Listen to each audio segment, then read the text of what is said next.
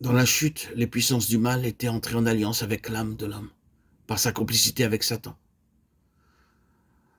Nous avons cherché à montrer comment ces puissances du mal tiraient avantage de chaque mouvement intempestif de l'âme pour favoriser les intérêts du faux royaume de Satan.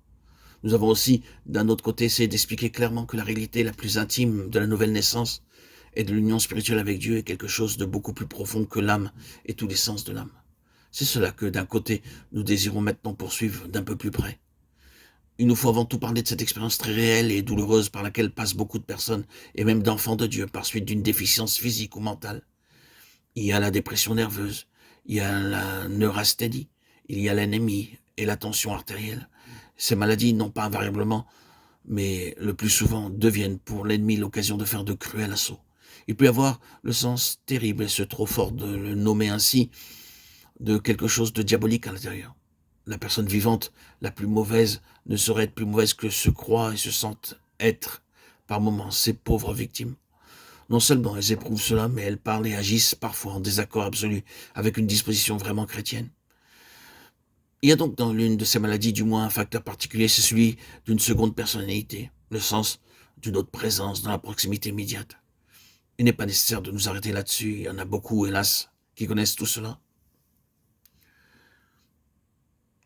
Et ceux écouté, qui ont écouté ces propos n'ont pas fait une expérience de ce genre et n'en pas souffert, à bien qu'ils en remercient Dieu et ne jugent pas ceux qui la traversent.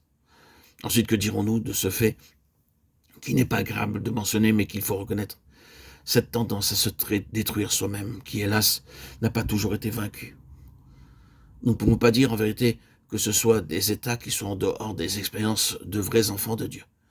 Nous en avons connu des plus pieux et des plus saints qui en ont souffert. Eh bien, en premier lieu, l'âme est l'âme. Et la réalité pure, c'est que ses possibilités, ses capacités, ses tendances sont liées à l'âme. En de pareils moments et dans de telles conditions, lorsque l'appui d'une bonne santé, d'un système physique bien équilibré font défaut, nous voyons là ce que n'importe quel mortel peut faire dans les mêmes conditions.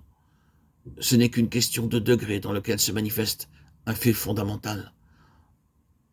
L'on peut faire beaucoup pour soulager cet état et créer l'amabilité, une ambiance plus heureuse par un réajustement et un renouveau physique. Mais la bonne santé, avec toute la bonne attitude qui l'accompagne, n'est jamais la sainteté dans sa nature essentielle. Un homme ne sera jamais rendu plus chrétien dans sa nature en étant soulagé de certaines aggravations, tensions, maladies nerveuses et mentales. Peut-être la valeur la plus grande d'un tel soulagement sera qu'il aura abandonné ses idées mélancoliques au sujet de son état spirituel. Mais ce que nous pouvons croire de nous-mêmes sous certaines conditions et ce qui est réellement la vérité peuvent être cependant des choses entièrement différentes.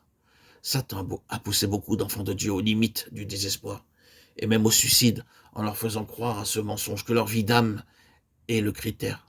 Pour l'enfant de Dieu, c'est Christ qui est le critère. L'on peut l'être, on peut peut-être la personne la plus assurée de soi-même, la plus satisfaite de soi, la plus maîtresse de soi, la plus calme que l'on puisse imaginer. L'on ne sera pas pour cela un enfant de Dieu. Et l'on peut être la personne la plus craintive, la plus tourmentée, la plus torturée, la plus assaillie par le diable qu'il soit possible d'être, sans que cela change le fait que l'on est un enfant de Dieu.